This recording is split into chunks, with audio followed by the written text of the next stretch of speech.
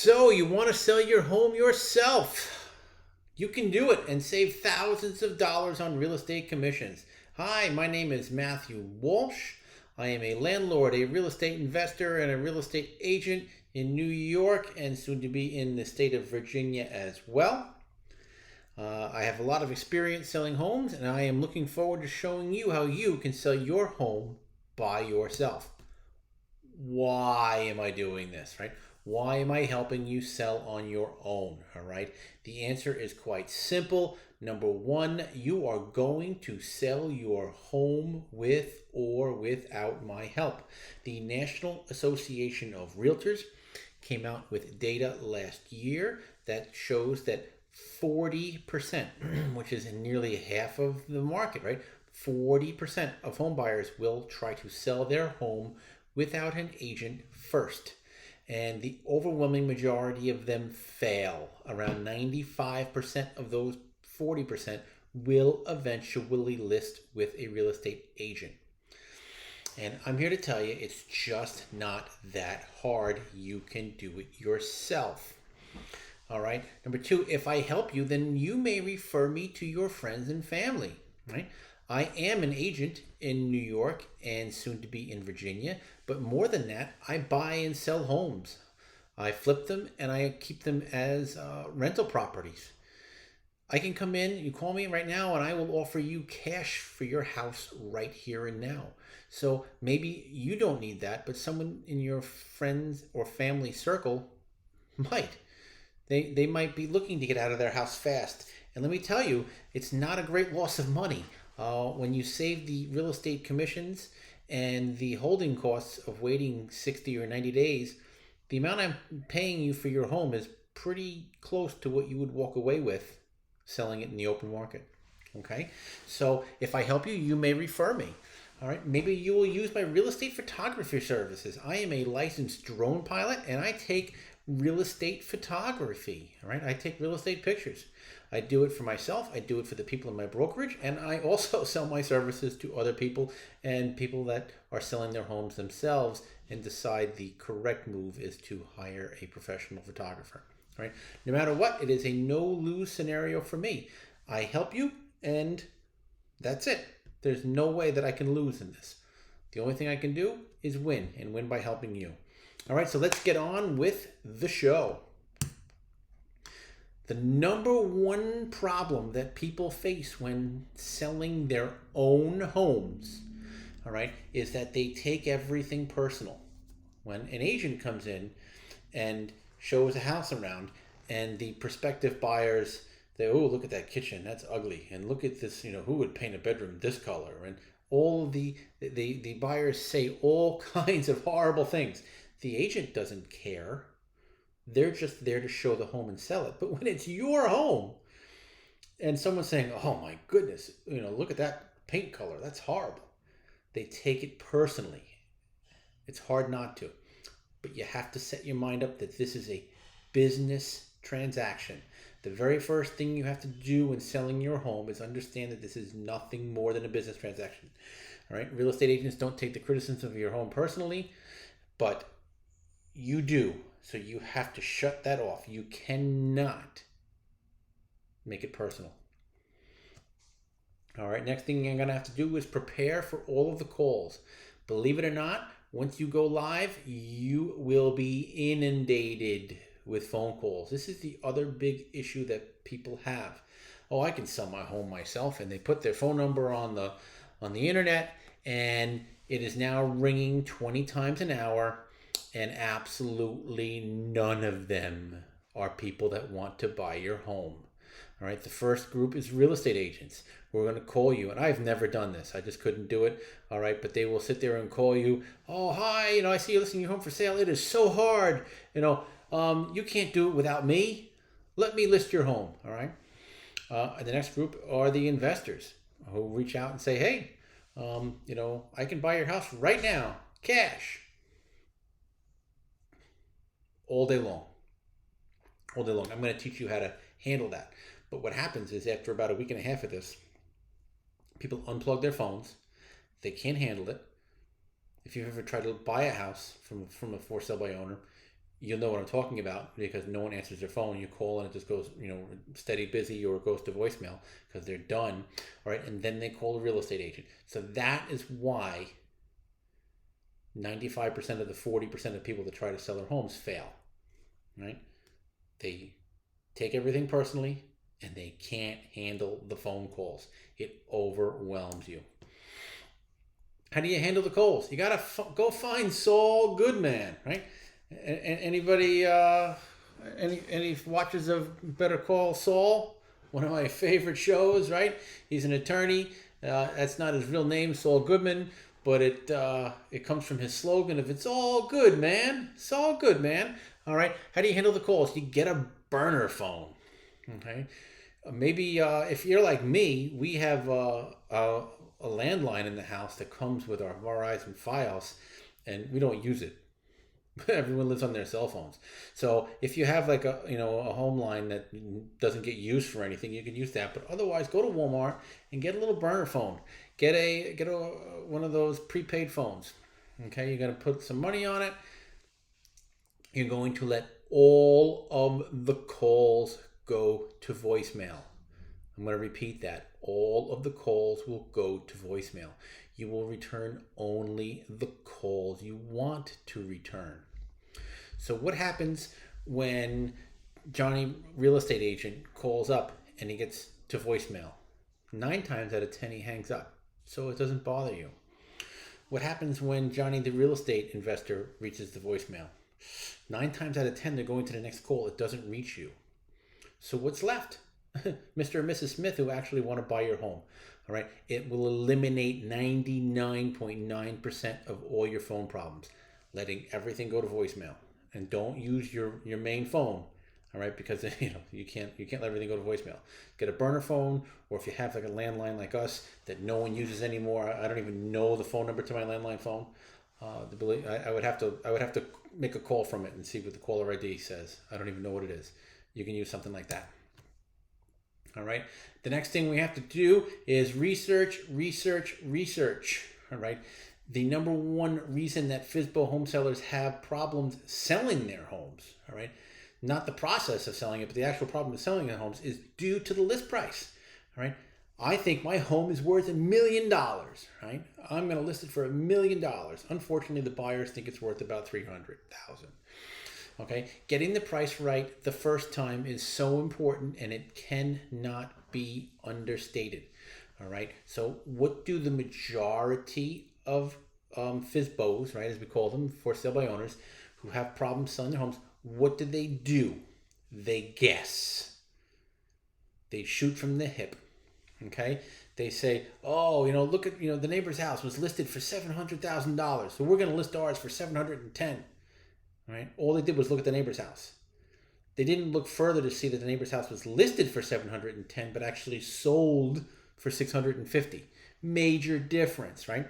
Do not guess. Do not shoot from the hip. Spend an hour or two doing solid research and get your data. When I list a home for sale as a real estate agent, this is what I do. I will spend several hours going through data to figure out your listing price, right? And then I compile that data, because then I have it as ammunition when people come in and try to bargain. They say, well, if I list the house for, $500,000 and somebody comes in for $450,000, I said, nope, and here's why. And I have a stack of data to show why the house is listed, why, at the price it is, and why it should sell for that amount and not less, right? Do not guess. You have to sit down and do some homework. How to do that homework is in the free book, which is in your email.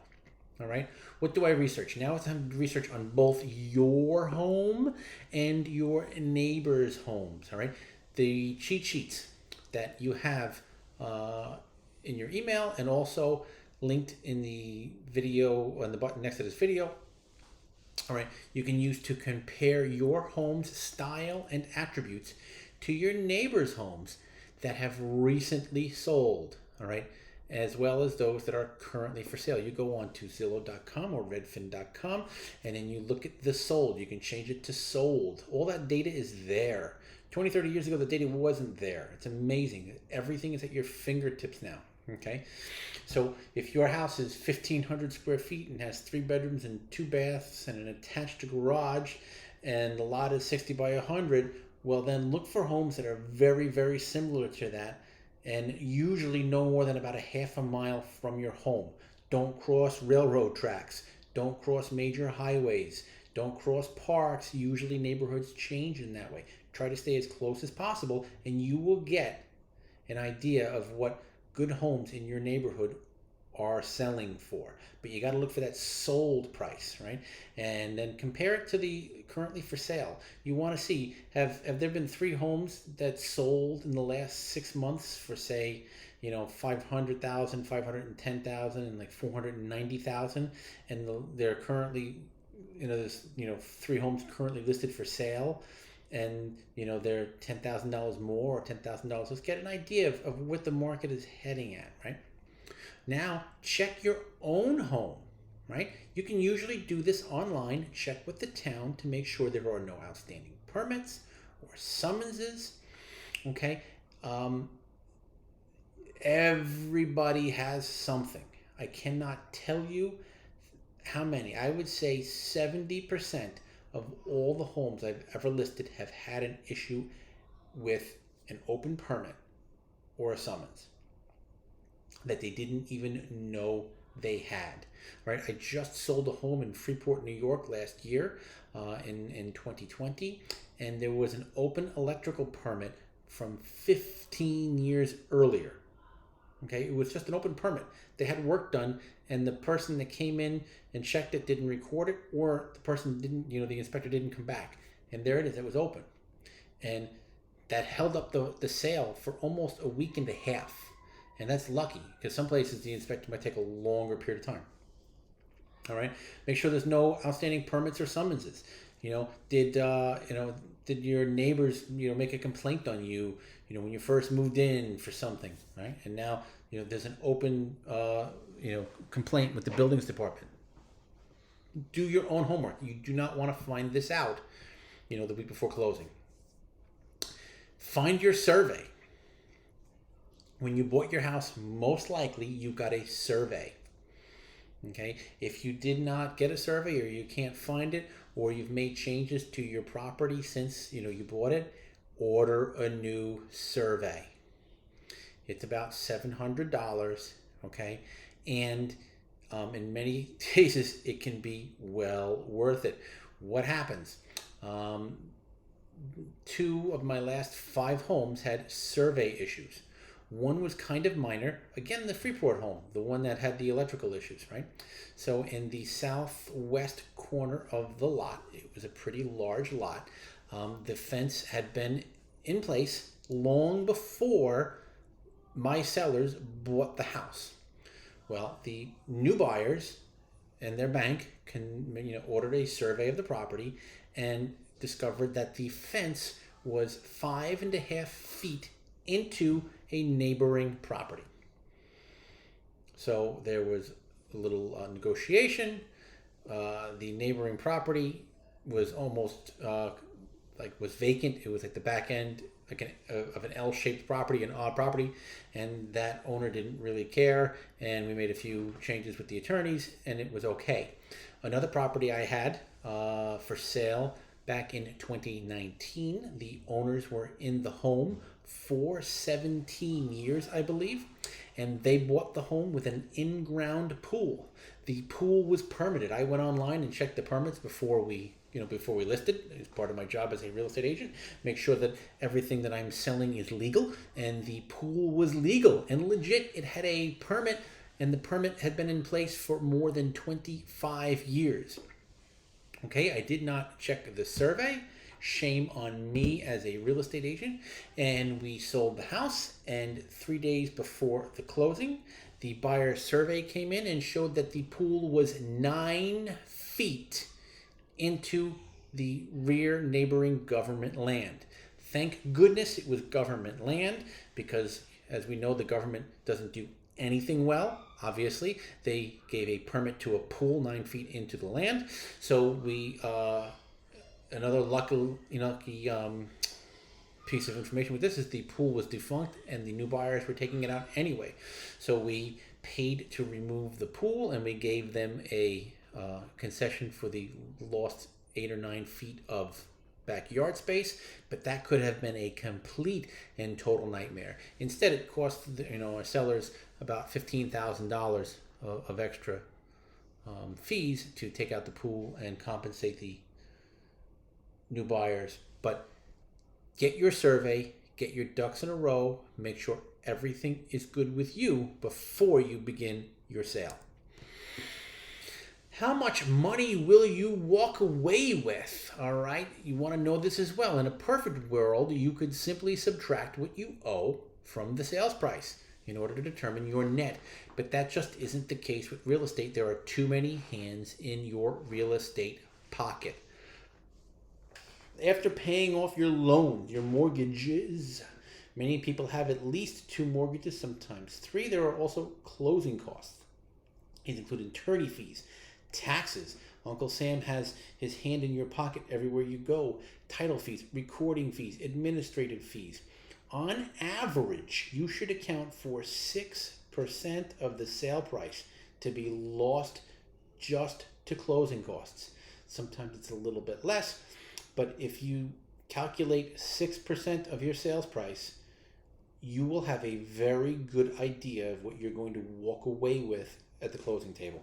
And that is important. You need to know what you are dealing with. Otherwise, you're just randomly selling something. No, you want to make this a business deal. When I'm sitting down with somebody, a client, and I'm going to list their home for sale and I'm going to market it for them, I go through this with them so that they know exactly what we're dealing with. All right. You have determined what your home will likely sell for, right? You did your homework. You spent an hour or 2 on Redfin and Zillow, and you looked at similar homes with similar sizes, and you looked at homes that had sold in the last 6 months, and you compared them with your home. All right, and you determined that your home will likely sell for around $425,000, right? You owe $295,000 on your mortgage, all right? So if we assume closing costs are about 6% of your sales price, that means you will lose about $25,500 to closing costs. And like we said, that's attorney fees and taxes and title fees and all these things that add up. And this is not using a real estate agent. All right, so your math would be approximately $425,000 sale price minus your $295,000 mortgage. All right, means that you're looking at $130,000. Now take away your closing costs of $25,500. So in this scenario, this is just a purely, fictitious scenario, you would be walking away from the closing table with about $104,000 or $105,000 free and clear in your pocket from this scenario. I hope you see why estimating closing costs is important, because it's a big difference between, say, $130,000 and $105,000. You have to calculate those closing costs into your final number, especially if you're going to use this money for a down payment on another home or some other project.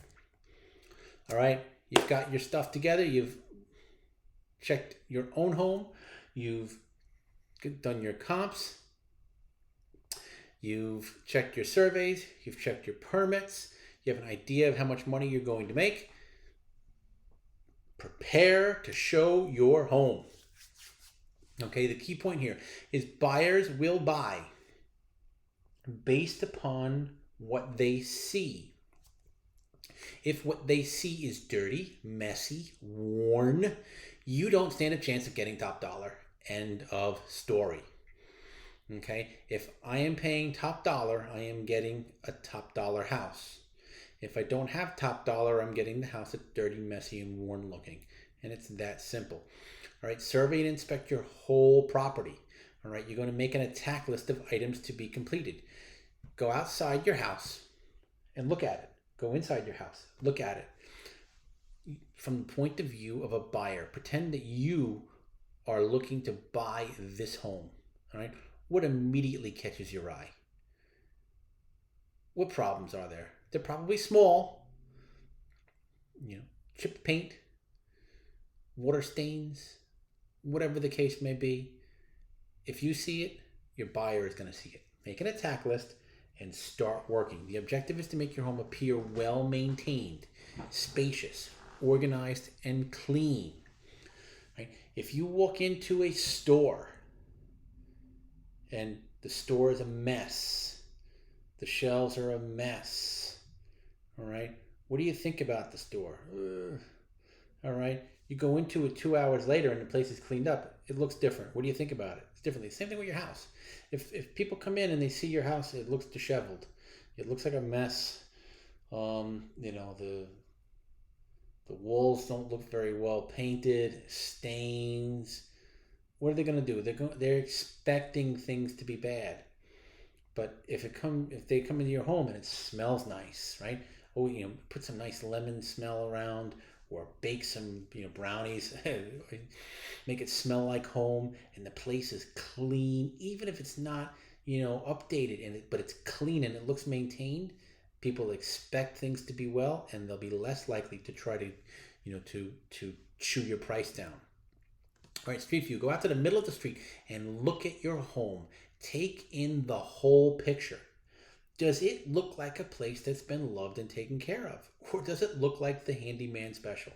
All right, 99% of people, their homes look like the handyman special. Why? Because you've been living in there and things break and you fix them a little bit, or you deal with it. It's not the end of the world. But now it's not your home. It's a product for sale.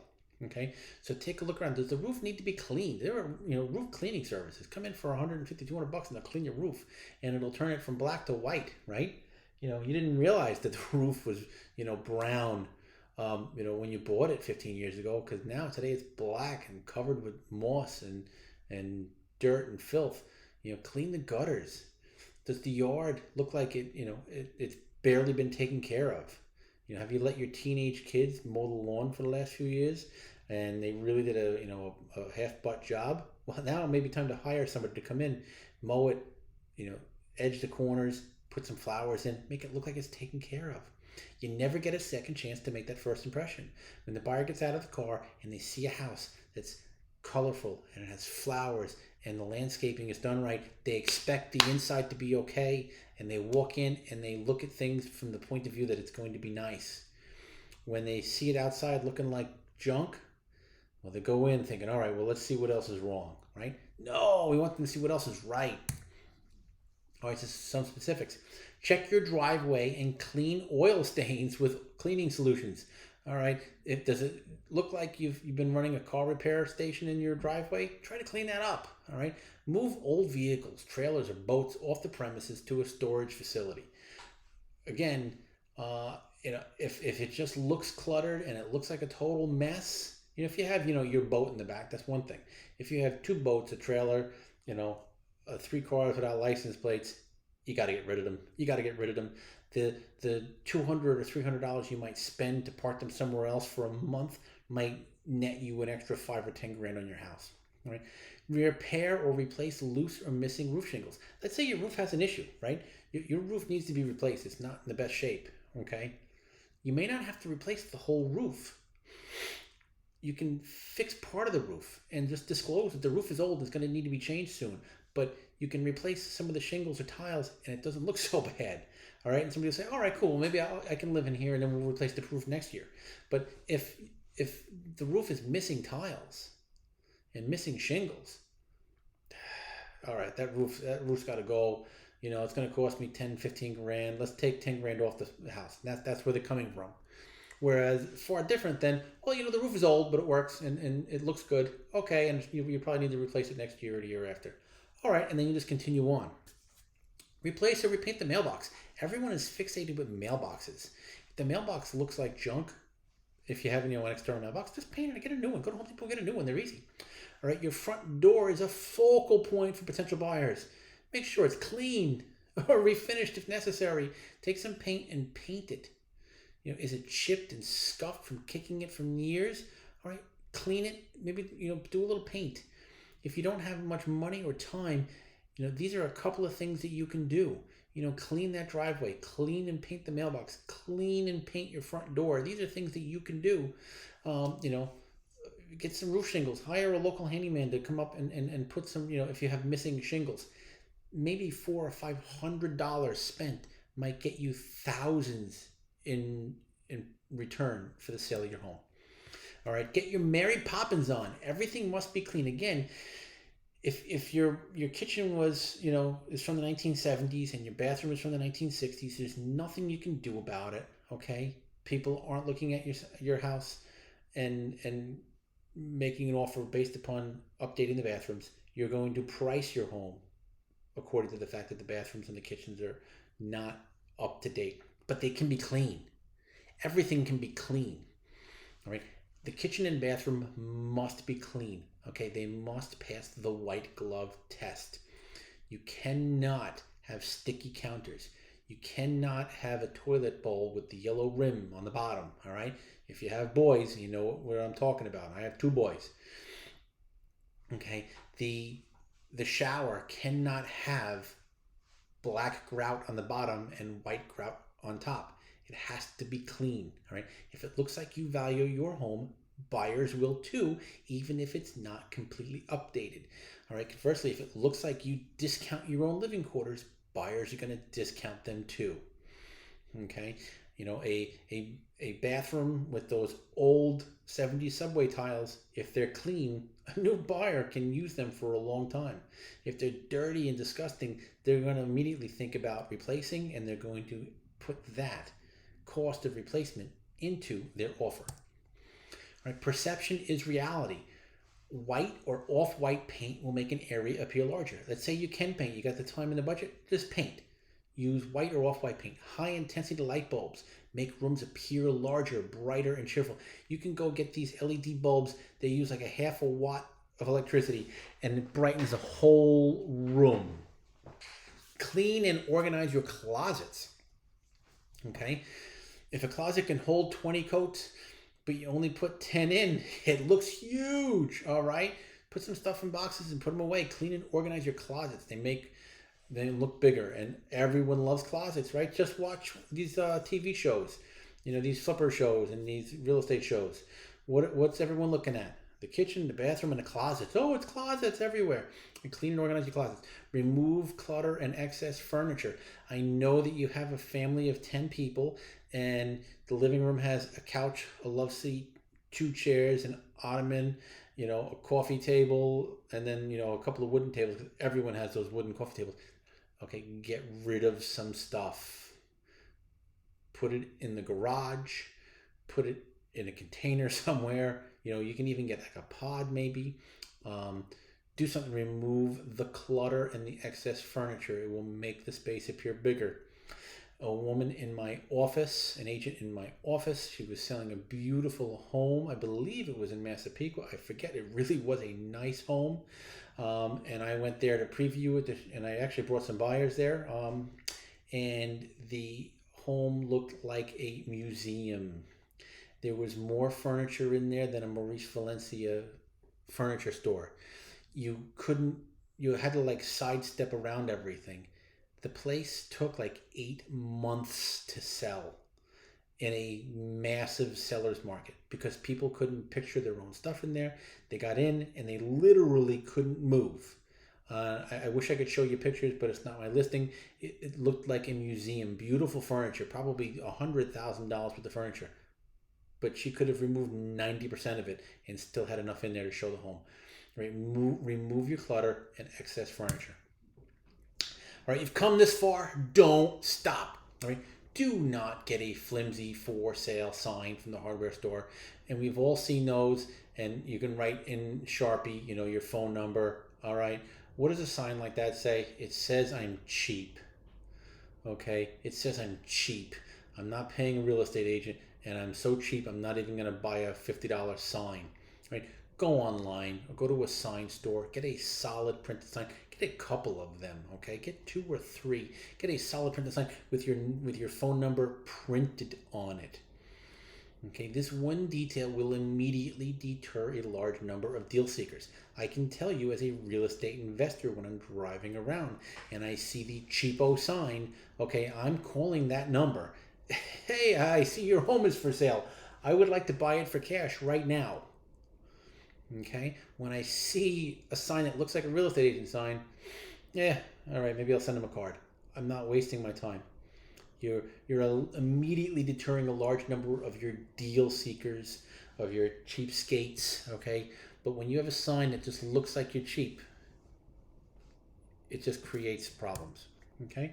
Photos make or break the deal, all right? Again, National Association of Realtors, as well as probably Zillow and some other ones have done recent studies, all right?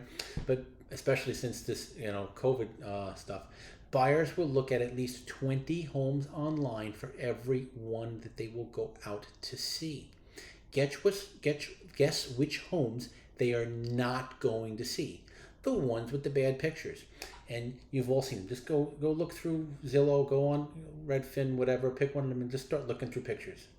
Okay? You are going to see, and these and agents do this, and it makes me so mad that these people represent me as a real estate agent in doing horrible work. And you'll see, obvious cell phone pictures. Pictures that are out of focus, out of color. There's no organization to them. And people just skip over that. Okay? And you see that a lot with the for sale by owners as well. They don't, let's just take pictures and put it online. No, is it the worst thing you can do? All right? Get professional pictures. Go and Google and look for real estate photographers. It will cost you about $250, maybe as much as $300, and you might even get a drone picture out of it. I charge about $250, and then the drone can be a little bit more depending upon how big the house is. I do these things. You want to give me a call and you're in the Virginia Beach area? I'll take your pictures for you. I'll set you up with some nice pictures. It costs about $250. It could be the best $250 you spend. All right, don't do all this work and then advertise a rotten house. Your home is not rotten, but the pictures may look like it's rotten. All right, so spend a little bit of money, get some good pictures. Do you have a son or a daughter or a nephew or someone who's in high school or college and they take pictures? Get them. Get someone with an eye. Get someone to take some pictures. Don't take your cell phone out and snap some pictures. It will ruin your marketing. I promise you. All right. Attract the local buyers. Local buyers are who usually buy your home. All right. Go to a local print shop with your digital photos that you've taken or that I've given you after you've hired me to take your pictures. Tell the local print shop that you want a flyer to hand out to people who view your home, right? So people are going to come and see your house, and you're going to hand them this flyer so that they have all the good stuff that they can refer to as they're talking, about whether they should make an offer or not, as well as to share with the neighborhood. You want at least 200. I would say get 300 copies of your flyer, right? Also, you're going to you can get them online. They're really dirt cheap, or you go to, hardware store, get a weatherproof box, right? You're going to take a weatherproof box. You're going to attach it to your nice professional looking sign, which shouldn't really cost you more than like $30 or $40, okay? And you're going to put a bunch of flyers in that weatherproof box so that the people that are walking by or driving by can get out and take your sign. You take your flyer, all right? Bring them to work as well as to local businesses, all right? And then here's the big one. About 15% of all people buy a home based upon a referral from a friend or family member. So what we do as real estate agents, this is kind of standard in the real estate agent world, all right, is we go door knocking. I go knock on your door. Hi, I'm Matt. I'm a real estate agent representing your neighbor, and I'd like to tell you about, right? And we go to your 50 or 60 neighbors. We go 20 or 30 houses to the right, 20 or 30 houses to the left, and 15 or 20 houses across the street from you. These are all the people who have a brother, sister, mother, father, son, daughter, cousin, whoever that they get along with and they would love to live next to them, right? Oh, I can't wait for you to move next to us. Our kids are going to, go to school together. I would love it. And then a couple of weeks later, guess what? My neighbor's house is for sale. You've got to come look at it. That's where your buyers come from. All right. This is what I would do as a real estate agent. So I'm not telling you to do things that I wouldn't do.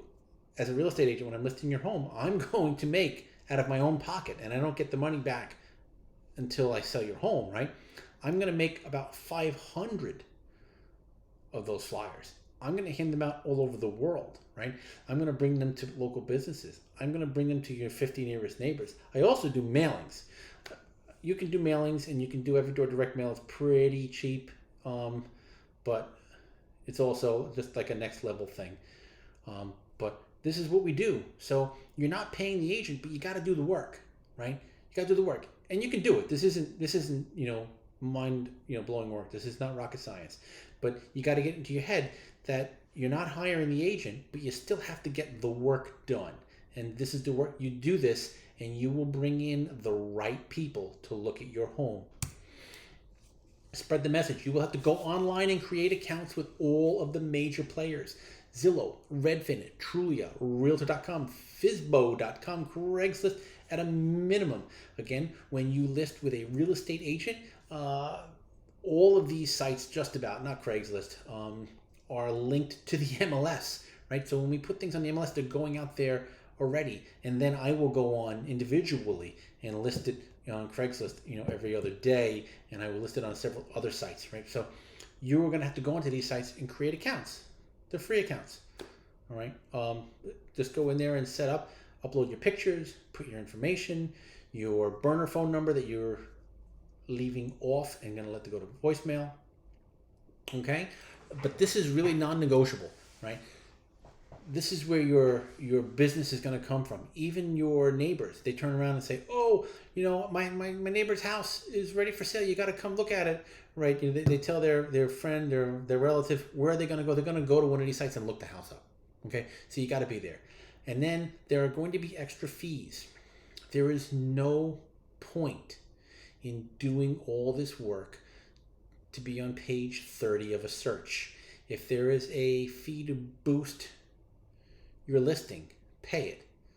$5, $10, $15, especially when it comes time to promoting your open house, which we're going to talk about in a minute.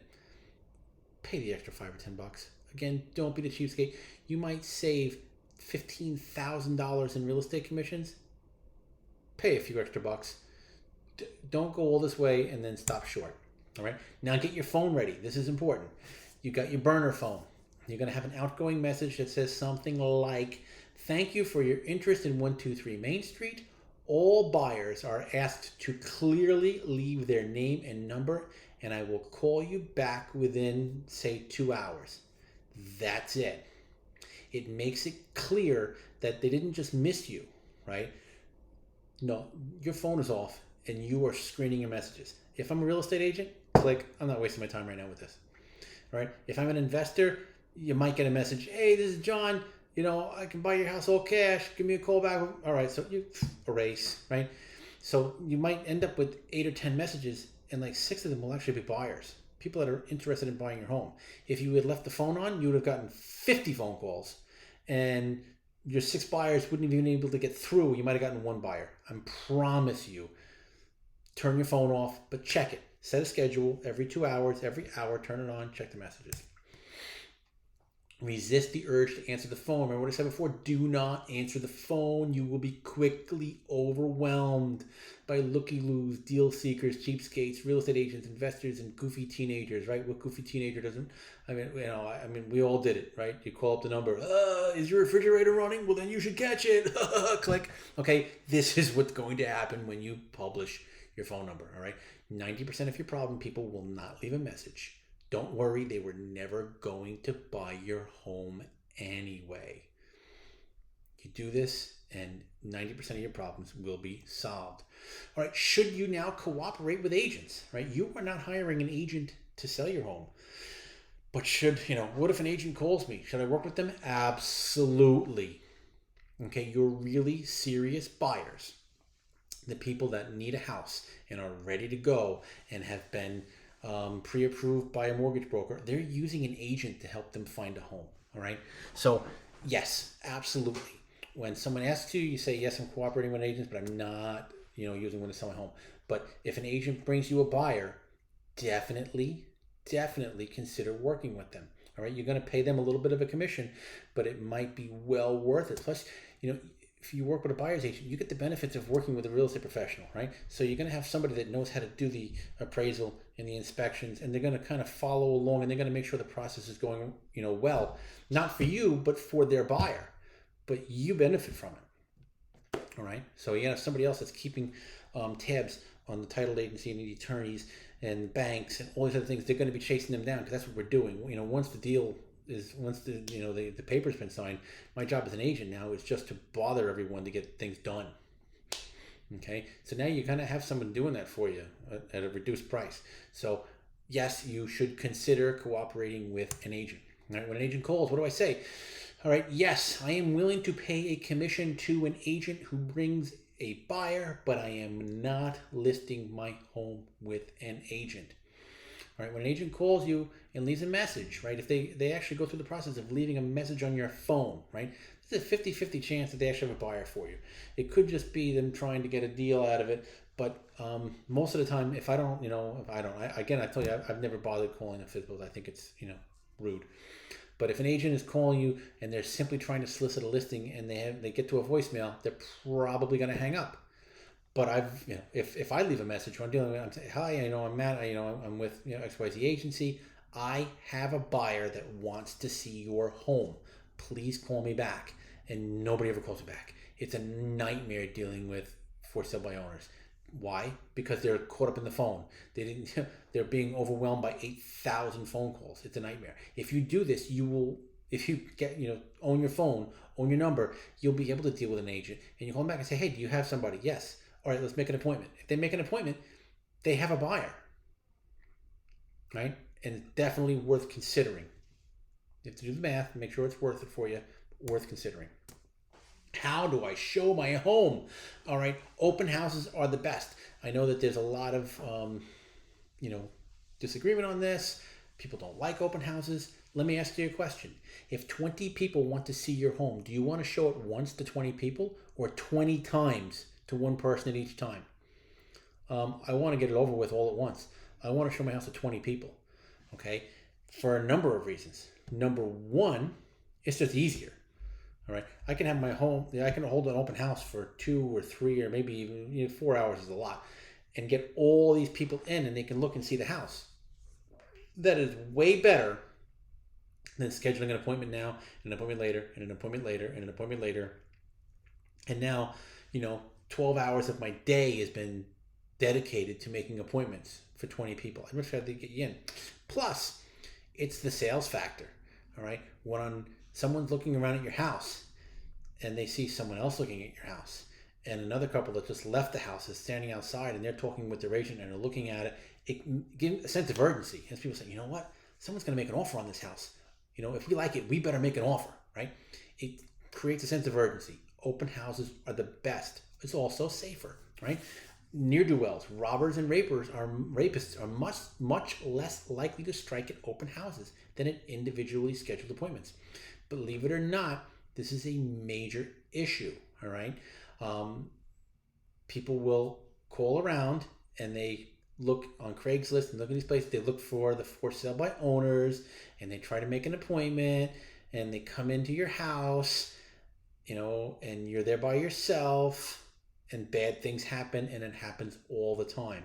Even if it's not something like a physical crime, they leave and now you're looking around and your wallet's gone, your cell phone's gone, your jewelry's gone.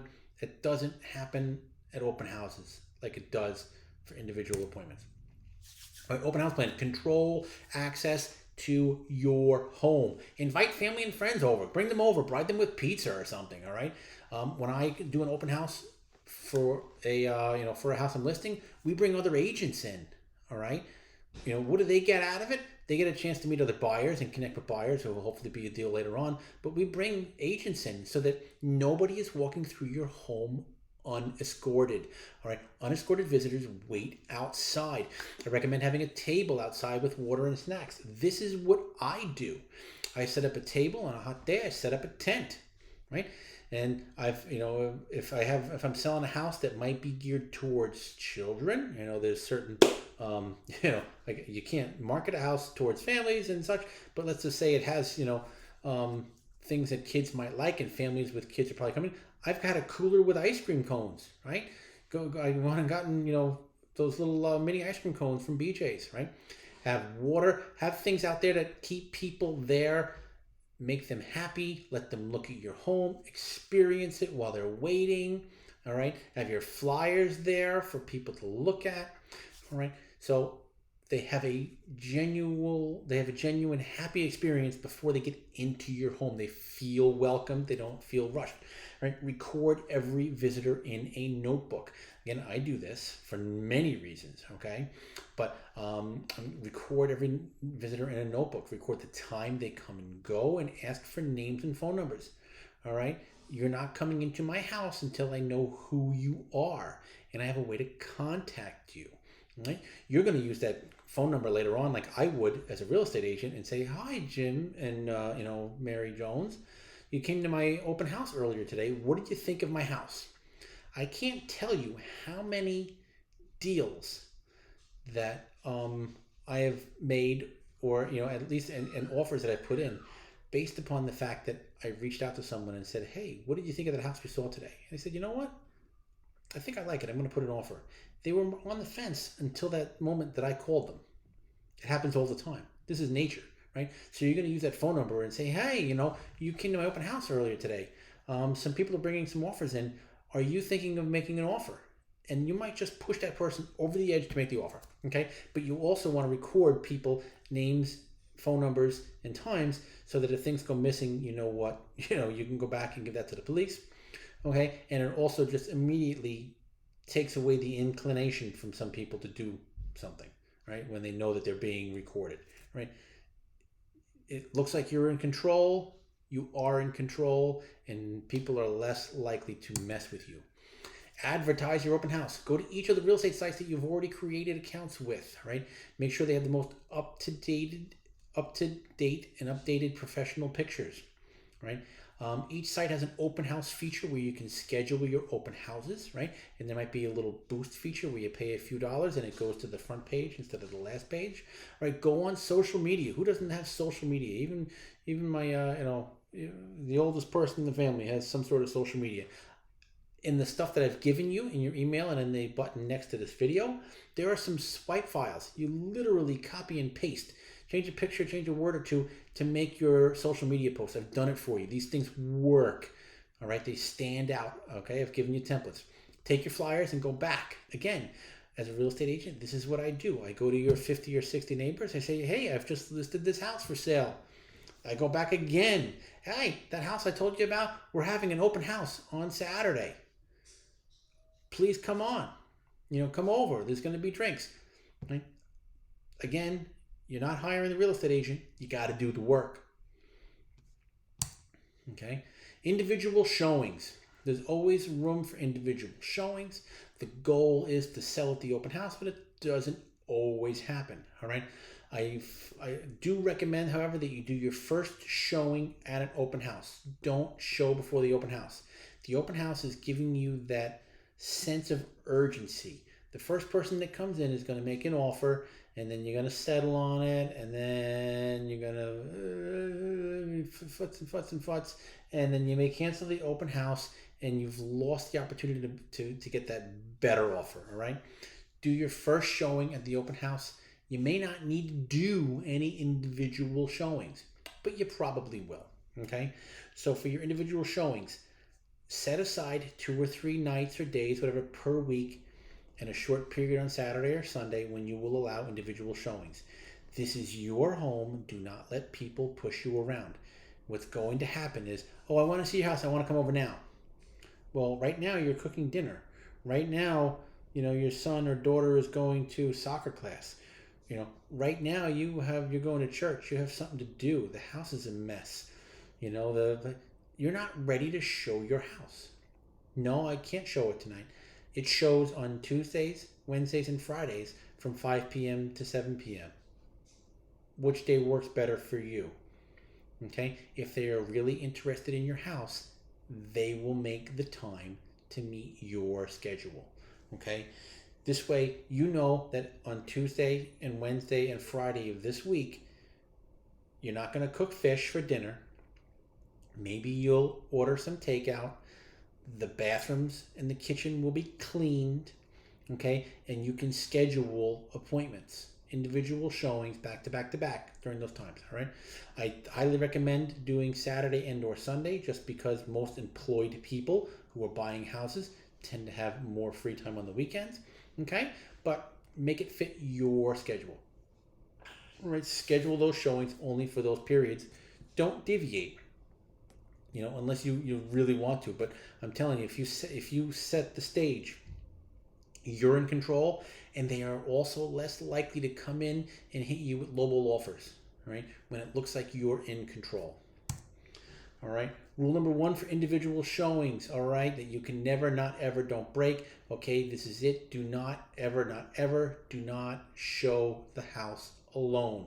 Okay, bad people are everywhere. Okay, in my prior life, I was a police officer, and I cannot tell you how many bad people there are in the world. And they go and they look for opportunities. And showing a house at night by yourself is an opportunity for a bad person to come in and do bad things to you and or your home.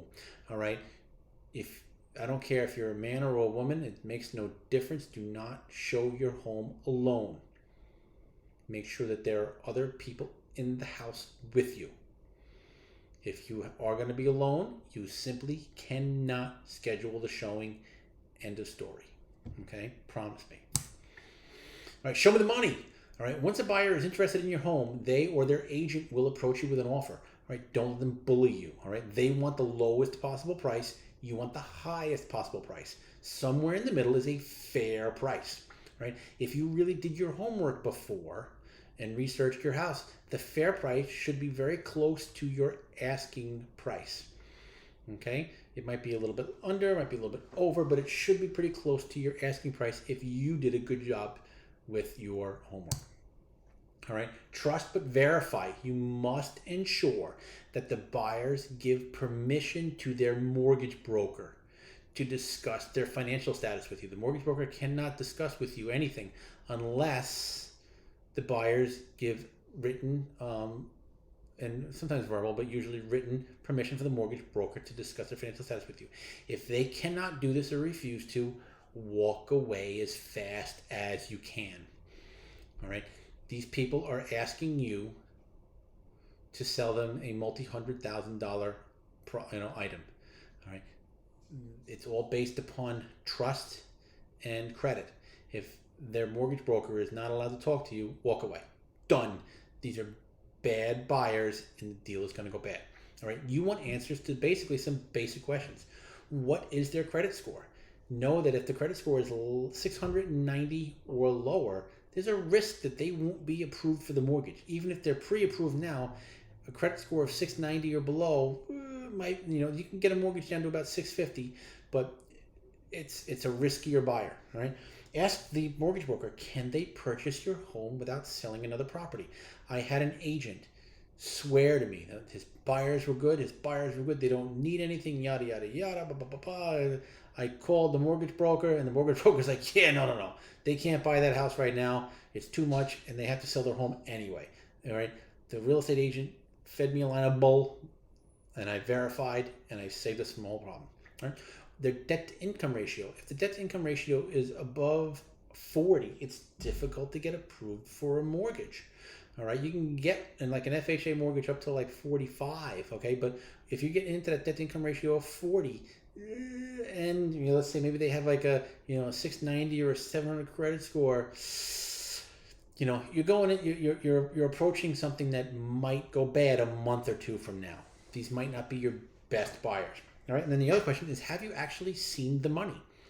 Many times these mortgage brokers, they'll give a pre-approval based upon the verbal, story of the buyers.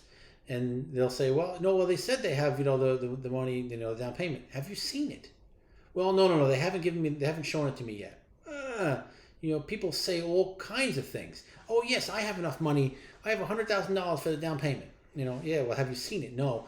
And then, a month later, you find out that it's actually, well, I'm going to have $100,000, when I get a loan from my mother-in-law. Okay, no. If you can get good answers to these 4 questions, you're good. If you don't get good answers to these 4 questions, walk away, because the deal is bad anyway. All right, remember, this is nothing more than a business transaction. Don't fall prey to crying children or sob stories about how this is the absolute perfect home, yada, yada, yada, yada. You're going to see things. All right, one of the houses I sold recently, the people wrote like a 5-page letter about how they lived in the neighborhood as a kid, and now they wanted to bring their kids back to the school and blah, blah, blah. Okay, yeah, but they had a weak offer. All right, this is a business transaction. I know you want to live here. That's great. You can't afford it. Right? If you can't get straight answers to these questions, neither will the lender. Okay? And crying children or sob stories isn't going to change that. What's going to happen? Let's give it to them. They really like the house the most, and then 2 months later, you're looking for a new buyer. Okay? Because they couldn't get a mortgage. Right? It's much better to walk away now than to begin looking for new buyers again in 2 to 3 months, and this happens all the time. A good real estate agent, like I think I am, all right, I will try to alleviate all of these problems before we get to that contract stage. Again, you're not using a real estate agent, you got to do it. And you can. This is not major, but it's important. Get it in writing. If it is not written down, it didn't happen, or it wasn't agreed to, make sure you get your written agreement on the following terms at a minimum. Closing and possession dates. When do you want to move into my house? When do I want to move out of my house? All right. Down payment. How much are you putting down and when? Okay. Contingencies. What and how long? Is there a mortgage contingency? Do I need to sell my home first? Are there any other issues that need to be addressed? All right. Identify the attorneys in the title escrow companies. Who is each party going to use? Is your buyer pre-approved? And you better be, or you're not getting this far, and you've also called the mortgage broker. What's included? I am including the refrigerator and the microwave and the dishwasher. The freezer is not included, and make sure that's clear. All right. What inspections will be conducted? The buyers have a period of 5 days to conduct engineering inspections, and the buyer is paying for it, right? Make sure that's written down. Anything else that you deem to be important, all right? Write it down, all right? You're going to write it down, and you're going to bring this to your attorney. Again, you're saving money on your real estate agent. Do not get the cheap sign. Have a professional take your pictures, all right? Get professional copies, and get an attorney. Do not go online and get some downloaded copy of a contract. Do not get some general contract. If you have an agent bringing in a buyer, do not let the buyer draw up the contract, all right? This is your job. You don't want somebody to slip something in. Get an attorney. In most places, it costs between $1,000 and $1,500. It can be the best money you spend. Have the attorney draw up the contract based upon the written agreement that you and your buyer have come to and you brought to your attorney. I promise you, it's worth every penny. Yes, I said attorney. All right, you are saving thousands of dollars. Do not cheap out on the contract. Please, all right? He who owns the paperwork owns the deal. Get it done right. Inspection time. It is absolutely customary for buyers to have an inspection and due diligence period, right? Although the period is typically standard in each state, it's totally negotiable, all right? So if the buyer comes in and says, I want 10 days, all right, I'll give you 5 days. See if you can negotiate it down, all right? But there's usually a standard period. It's usually 5 to 7 days to in most states to to do an inspection. Be prepared to open your home to a lengthy inspection, usually by a certified home inspector. Right? These can take 2 or 3 hours. They turn on all of the appliances, the heat and the air conditioning. All right. They go into the basement or the crawl space. They look at the pipes. They look at the electrical panel. They go on the roof. It's a long process, and they usually find stuff that you didn't even know about. Be prepared. All right. I want you to go along with. Don't let them walk through your house. Go through the whole thing with them. If I'm your agent, this is what I'm doing, and I'm taking notes. All right. Why do you take notes? Because they're not all great, especially in today's market, right? In 2021, if I can swing a hammer, I'm going to be employed somewhere. I'm probably not going to be doing home inspections. Make a lot more money swinging the hammer. Okay, so you may not get the most qualified people. I recently sold my own home, right? And so the buyer's inspector came in and did their thing, and blah, blah, blah. And then the inspection report comes out, and what did he said that there was no GFI plug by the hot tub, in the bathroom, and there were a few things. And I had in my notes, he never went in the bathroom. And I'm like, sorry, folks. He never went in the bathroom. There is a plug in there, and we're not even going to bring this up. And there were a few places, he totally didn't even inspect. All right. The funny part is he was from my area, and he came in and said that the septic system didn't have an inspection certificate. Okay. We had sewers. We didn't have a septic system. All right. So the buyers came into me with that, and I said, yeah, guess what? You don't have a septic system. You have, we have sewers. So he didn't even, this was a whole other mess. All right. But I want you to be there. I want you to take notes. All right. And follow along, and just be prepared that now, what comes out of this inspection report is going to be used more often than not to try to justify some price reductions, and they may be justified. All right, you're in the home stretch. You will really need to stay on top of things right now on a daily basis. Okay, so at this point in time, you have done your inspection. You're in contract now. You have an agreed upon price, and maybe you've agreed to some concessions based upon the results of the inspection, whatever you and maybe your attorney deem reasonable. And now it's time to stay on top of everything. Make certain the buyer's deposit check clears the bank. All right, this is a big one, right? You got to make sure that their money is cleared the bank. Check with your title and escrow company. All right. You're going to make sure that their credit report and other financial information is okay. Again, you're going to deal with this, through your attorney and title company. You're going to make sure that all deadlines and contingencies are met. Right? You're going to make sure that all repairs that you have agreed to and are done, and that you continue to maintain your home in top condition. So what's going to happen in this period is the buyers and the title company are going to run a title report. They're going to do a history. They're going to make sure you don't have any of those open permits we talked about before. They're going to make sure you don't have any open summonses, that there's nobody else that has claiming a right to your property, no tax liens. Right? They're going to come in and do an appraisal. The bank wants to make sure that the house is worth what it's being purchased for. Oftentimes, the bank may come in and say, all right, you the seller, must make some repairs. You must fix the stairs. You must put, handrails on and things of that nature. And you pretty much have no choice in the matter. Here in Virginia, for example, part of the standard contract is that you, the seller, are responsible for all repairs up to 1% of the sales price. All right, if you don't agree to that, they can walk away. But these are things that are in your contract. That's why you should have an attorney, and they can go over this contract with you in detail. Don't cheap out. Okay?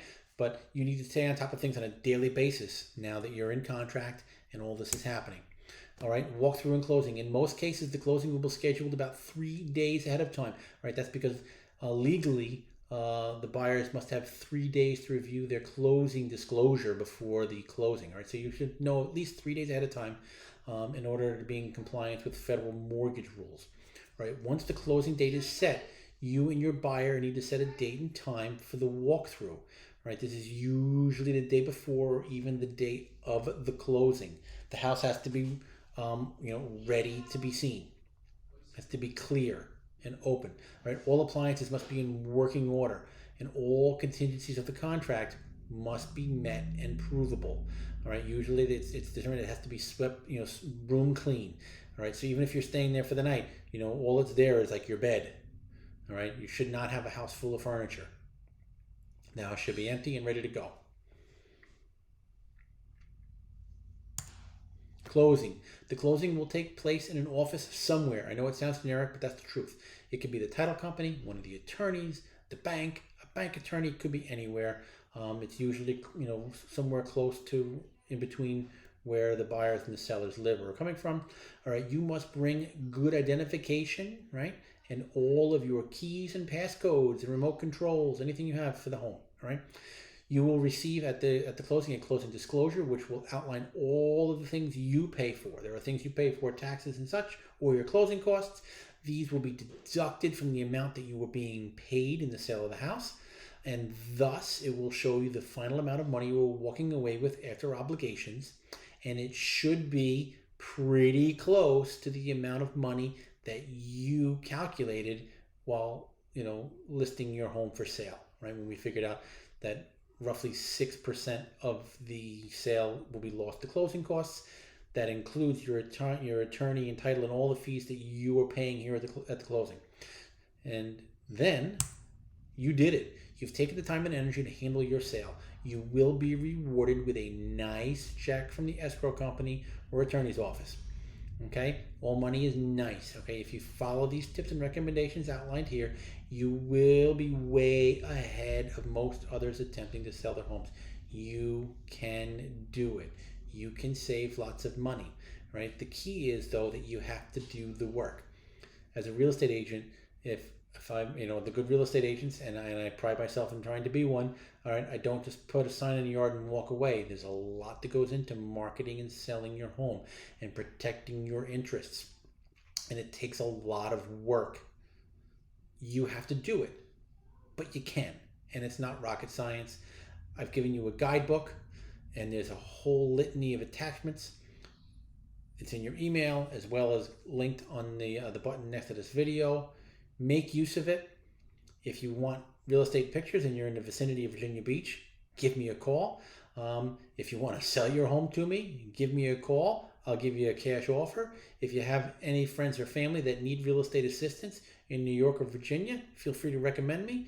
Or I will sit there and talk to them. There's no obligation, but I hope that you take a lot out of this. I hope you have good luck selling your home. It's a wonderful thing when you handle something like this and it goes smoothly. And thank you for taking the time to listen to me. Have a good day. God bless. And I will hopefully see you at the closing table.